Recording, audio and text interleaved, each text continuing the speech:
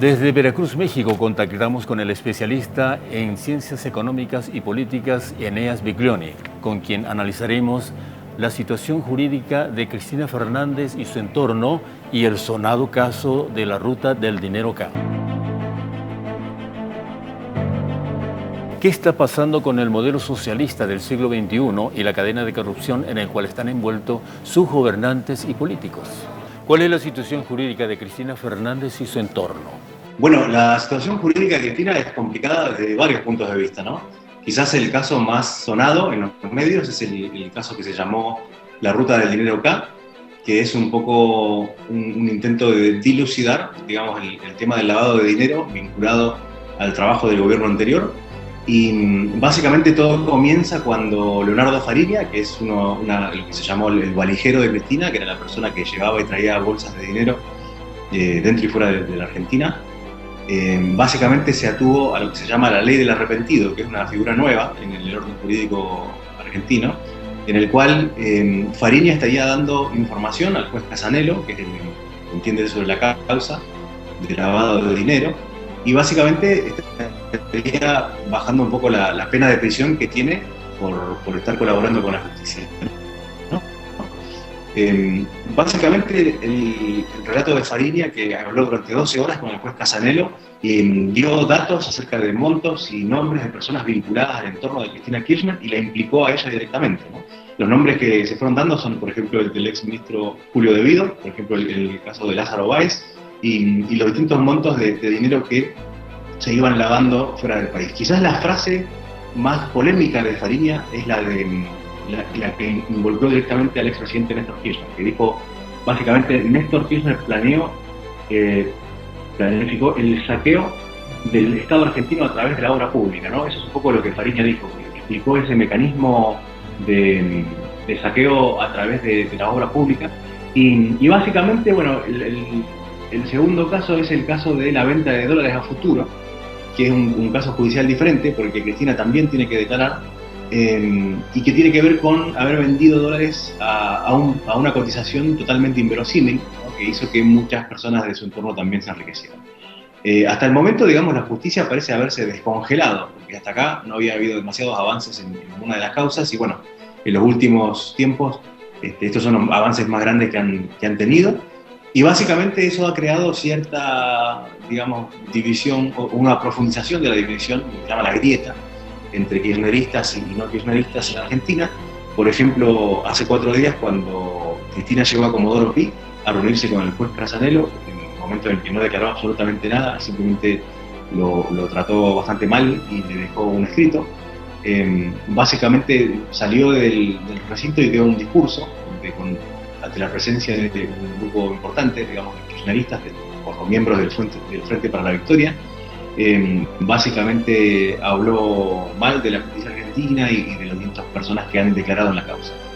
Al otro día, el 13 de abril, básicamente hubo una marcha, cacerolazo de la sociedad civil argentina, hablando de que devuelvan lo robado, con lo cual hay una división importante, pero al mismo tiempo hay cierta esperanza de que la justicia se descongele sobre estas cuestiones. Cristina Fernández y Dilma Rousseff son referentes importantísimos del socialismo en América Latina. ¿Qué repercusión podrían tener estos hechos por el cual están pasando ellas en la región?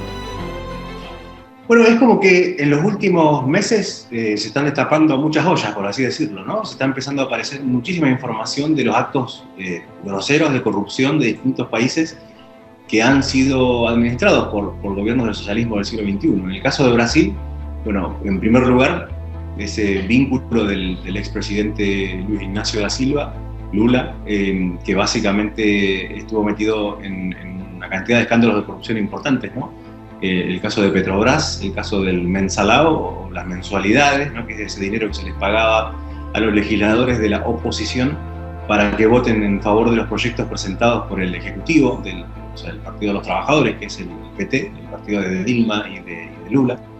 Lo mismo ha pasado con el tema de obras que han sido sobrefacturadas, con la complicidad de algunas empresas extranjeras.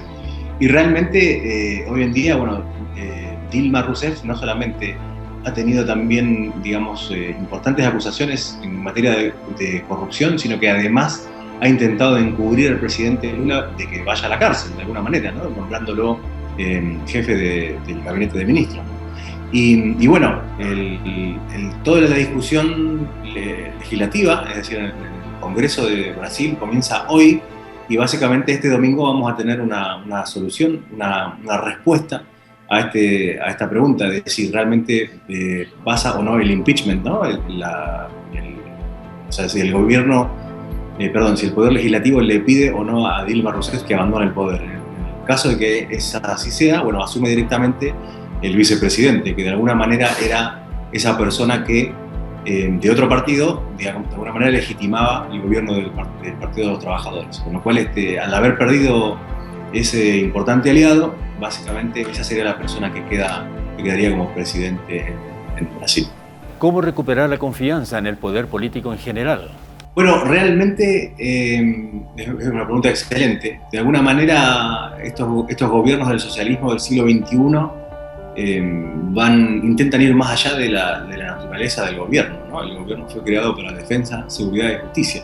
Y de alguna manera no dan ni defensa, ni seguridad, ni justicia, sino que se empeñan en tratar de solucionarle a la gente, entre comillas digo, porque no lo logran, y esa es la principal crítica que tenemos. Intentan dar educación, salud y una serie interminable de servicios que realmente no lo terminan haciendo, y esto aumenta el gasto público de alguna manera. Con lo cual estos gobiernos pasan a manejar unas cantidades desorbitadas de dinero que siempre hay la tentación de malversarlos o sobrefacturar, o de alguna manera que ese dinero sea malgastado o en favor de algún pariente o amigo. ¿Cómo se recupera la confianza en esta gente? Bueno, yo creo que por un lado habría que replantearse cuál es el rol gubernamental, es decir, atenerse a lo que la Constitución establece, atenerse a lo que serían las funciones básicas del gobierno, ¿sí? Que es de frenar la violencia entre las personas y entre las instituciones y las personas, etc. Y de alguna manera empezar a confiar mucho más en el sector privado. Que el sector privado que tiene como ventaja, digamos, que no trabaja con fondos públicos, es decir, con los impuestos de la gente, sino que trabaja con fondos privados, con lo cual el impacto, digamos, de algún error o de alguna mala decisión, digamos, no es importante a nivel presupuesto nacional, ¿verdad? Y yo creo que juegan un rol muy importante los think tanks, las organizaciones no gubernamentales que de alguna manera capacitan a estos nuevos líderes, lo que serían los jóvenes que se van a dedicar a la política, y que de alguna manera les inculcan la importancia de la república, esa división de poderes y ese contralor entre el Ejecutivo, el Poder Legislativo y el Poder Judicial, que de alguna manera hacen hincapié en la importancia de la libertad, es decir, que la importancia de la libre empresa, ¿no? La importancia del libre comercio, la importancia del respeto de los derechos individuales.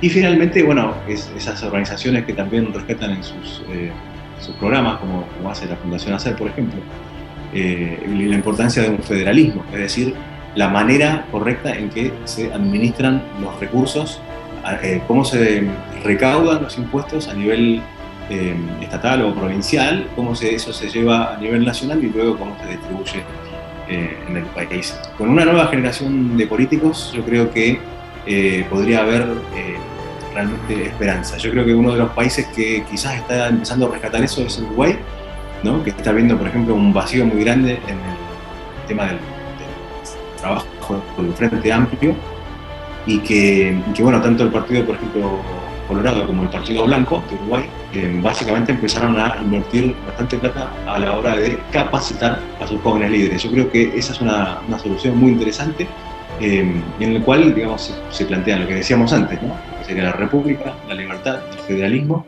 y al mismo tiempo cuáles son los desafíos que en el siglo XXI, digamos, corren o enfrentan nuestros países para de alguna manera, digamos, insertarse de manera correcta en lo que se conocen como las economías emergentes.